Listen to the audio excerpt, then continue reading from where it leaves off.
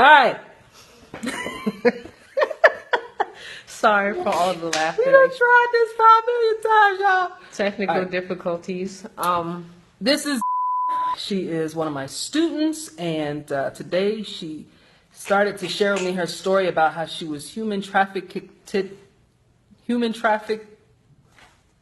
How she twice experienced being taken as a human being, because I can't pronounce the words. Since age 13 to what? 16. To 16. 13 to 16. Twice. And now your age? 24. And she's free enough to be able to share it with us. And she's got some insight in what's been going on with some of the sisters in D.C. So tell us your story. So, first come first, it starts from being homeless.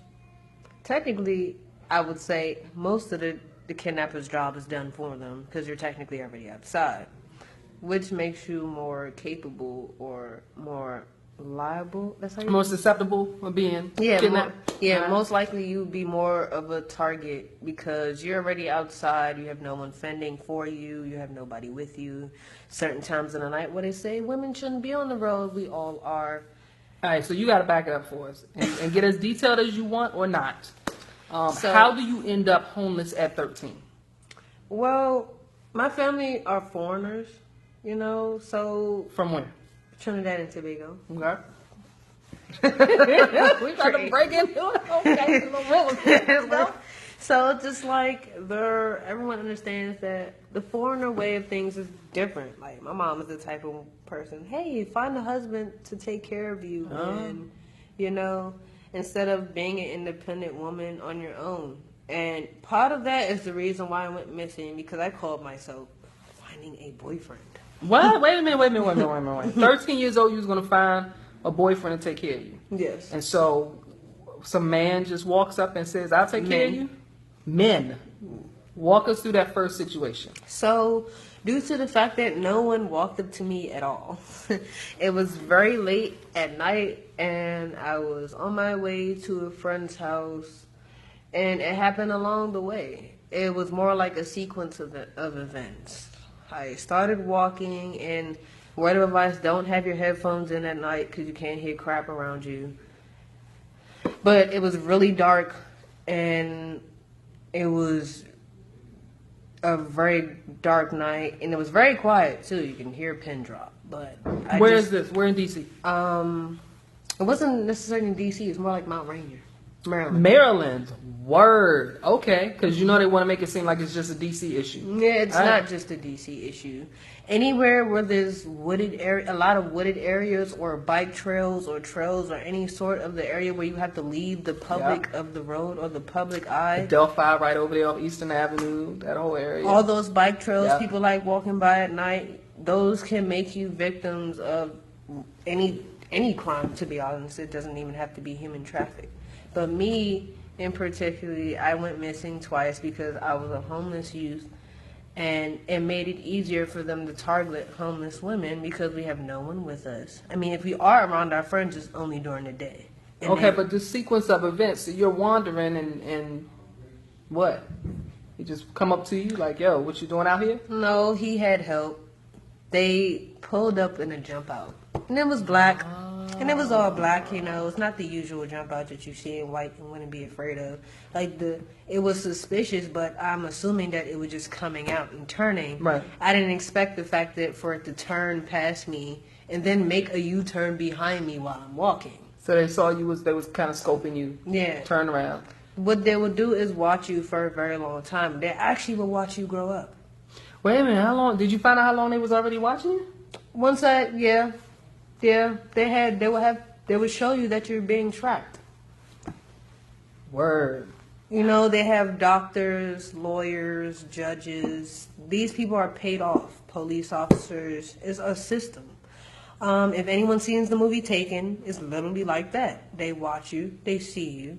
They notice that, hey, you don't know anything about the area that you're in, which is also more of a way where you can become a victim.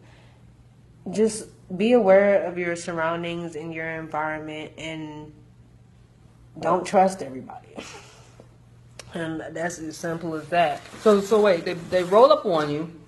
Yeah. And I was automatically injected with something to knock me out. Stop. Like, it's some real movie stuff. Yeah, real movie stuff. Taking is real. Wow. Like, I would love parents in France, but I would never go there unless it's like a group of us.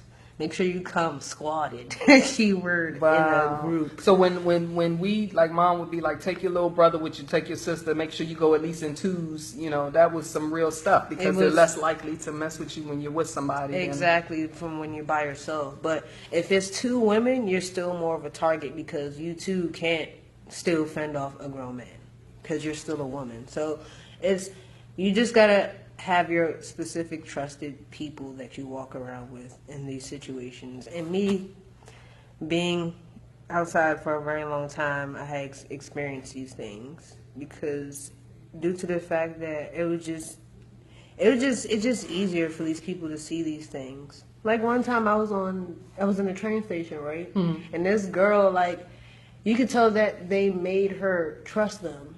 Because she had her duffel bag and she was traveling. She felt like she was about to go somewhere and experience something she never did before. And it's like 3 of these men. And you can tell that she has no idea what's going on. She's young.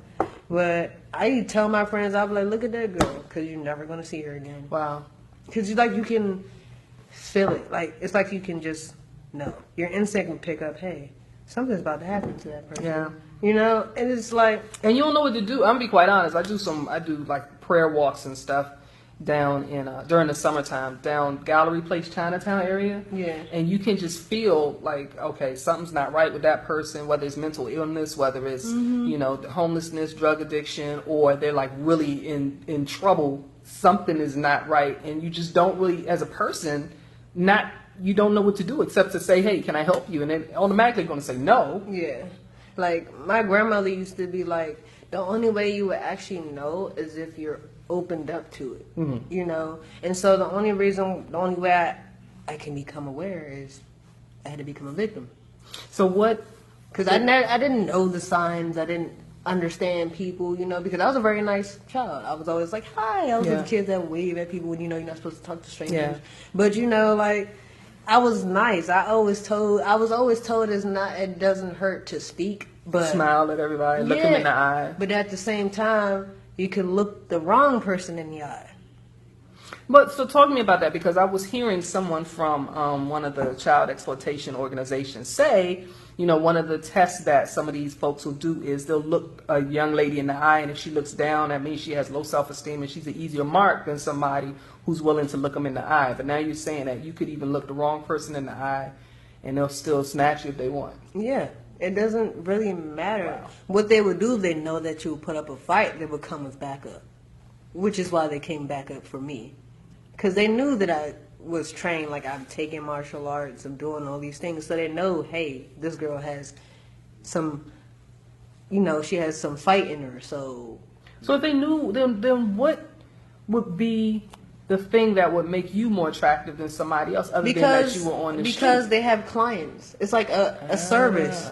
They will call, hey, I want a woman to look like this. I want my woman to look like this, and I will pay for her. So, for example, she could look like you. Beautiful, light skin complexion, you know, big cheekbones. If they will describe the woman. Wait a minute. What are you trying to say? Healthy cheekbones. What I'm trying to say is the boss of the captors will explain you to them, and then they will go out and find the spitting image of the woman that their boss just described. Like, for example, long hair, hazel brown eyes, glasses, smart, beautiful body. And they'll be like, oh, okay, I've seen someone like that. And they will go out and get this girl and bring her back, and they'll get paid handsomely for it. These girls are shipped all over different parts of the world. Some are taken as children and raised into it so it can become all they know. Some men will keep the girl around so long that she will fall in love with her kidnapper. It will become a condition where she won't necessarily know. So you said twice. Mm-hmm. So you got out once? How? Well, I was completely naked, for one, and I was bonded ahead. Were you still here in D.C.? No. I was like out far Virginia somewhere, like in the farms. Wow. So like if they see like a running black girl somewhere, they're not gonna really pay you no attention because they don't really care for us black people like that out there anyway. Sorry for anyone who's not racist, but yeah, like they're not gonna care if they see a running little black girl. They're just gonna see, hey, you're out of place, and then take you back where you was. Same thing with the police officers out there. Like, you know, some of them who are involved, they will see you running, make you feel like they're gonna take you to help, and they just bring you back because they know where you're running from. Like they know where you're running from. I mean, if you're on the highway naked. So somebody picked you up and helped you? I mean, eventually, after but I had to cross the jurisdiction line to do that. Okay. Because if I was still behind the line, all they would do was just take me back. Wow. So the second time, what they were looking for you again? Were they the same people? And no, they have to send out different people because I'm gonna automatically know who these people are at this point. So they just recaptured you? Yeah, all they did was just send out a different crew of people and just like, hey, there she is right there. Because of course you're gonna go back to areas where you know. So they just retrace your steps. So you came home? Yeah, and they just followed me here. Wow. And you stayed there for how long again? That time it was just like 2 years this time. Just. Yes, I say just 2 years. Like 2 years.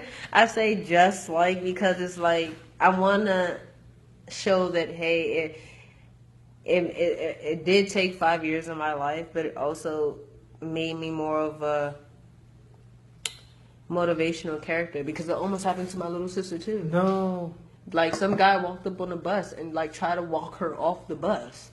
But I gave my sister like signals. Yeah.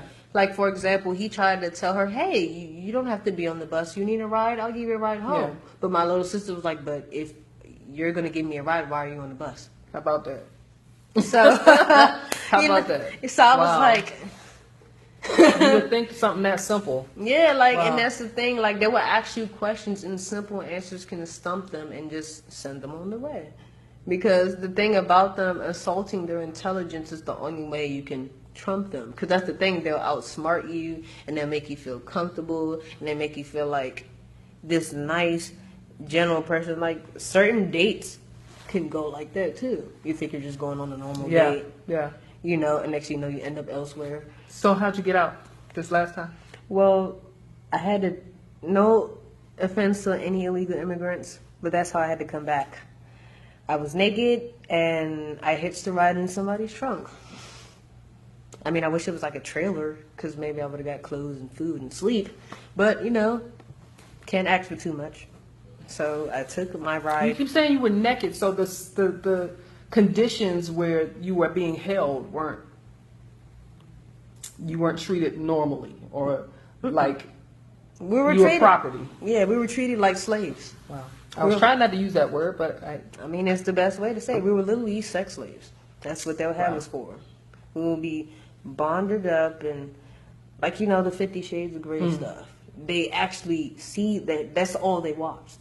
And the sad thing about it, they take shows like that and make it seem into this bad thing when people actually use it for pleasure. Yeah. But these people were just creeps. That's what you call a creep. They were just creeps. And the sad thing about it, the women were involved too. Like their wives and stuff. Wow. Their wives were in it too. And the same thing about it. The only reason why I can understand it because I'm pretty sure their wives were victims who fell in love with them because I doubt they felt like they're going to get away at this point. They're like 30, 40 years old. So it's done embedded into them. You know, it can't come a part of you. So well, thank God it hasn't become a part of you. only to the effect that you're able to motivate others and inform others now. And you had some very clear opinions on what's happening to the ladies in D.C. and one that is not new, that is just now attention is just being brought to it. Yeah, it's not new at all.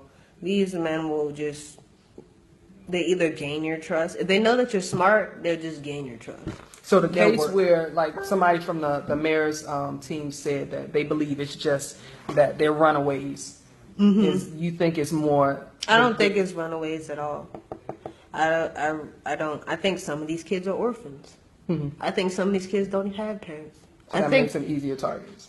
The fact that they run from foster homes, because their foster situation is probably not good. Yeah.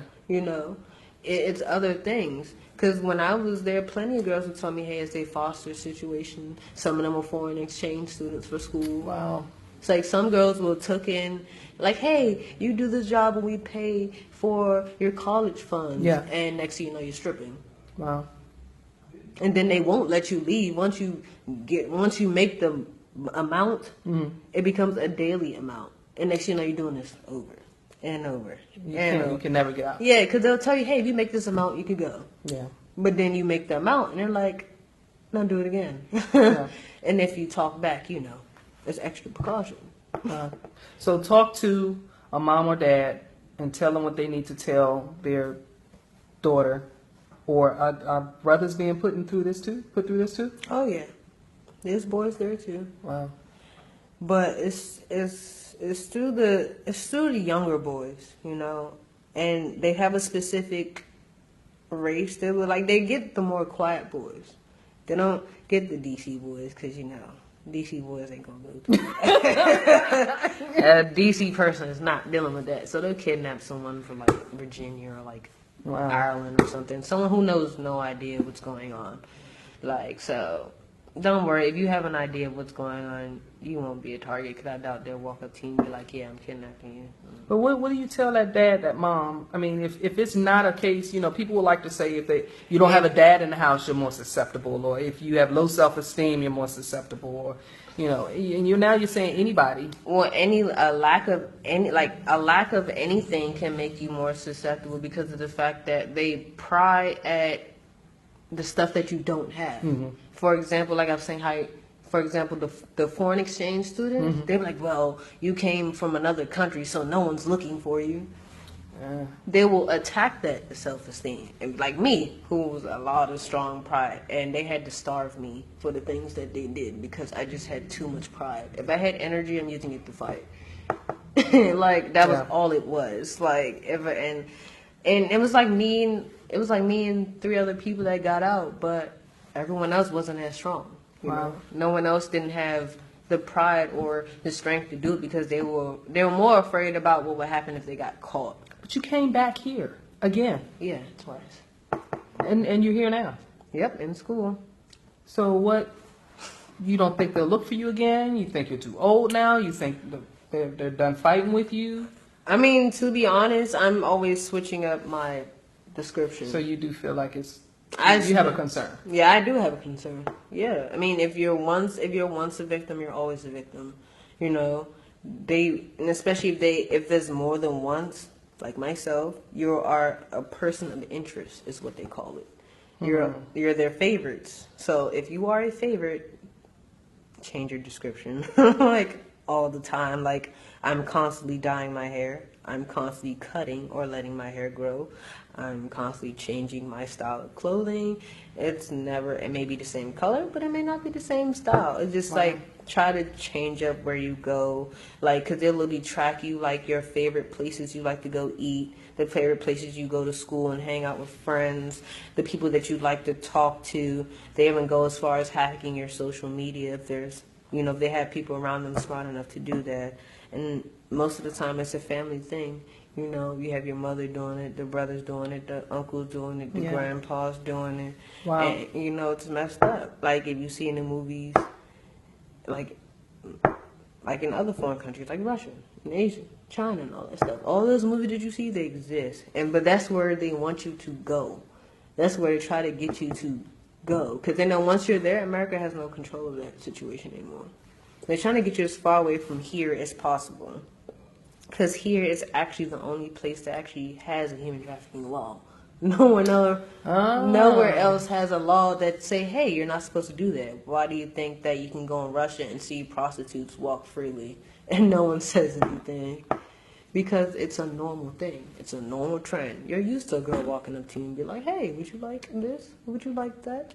Can I do this for that? And the sad thing about it, she doesn't understand. She feels like she's doing what she's supposed to do. Especially these girls that are kidnapped as little kids, like Alicia. She was sold for crack. Wow.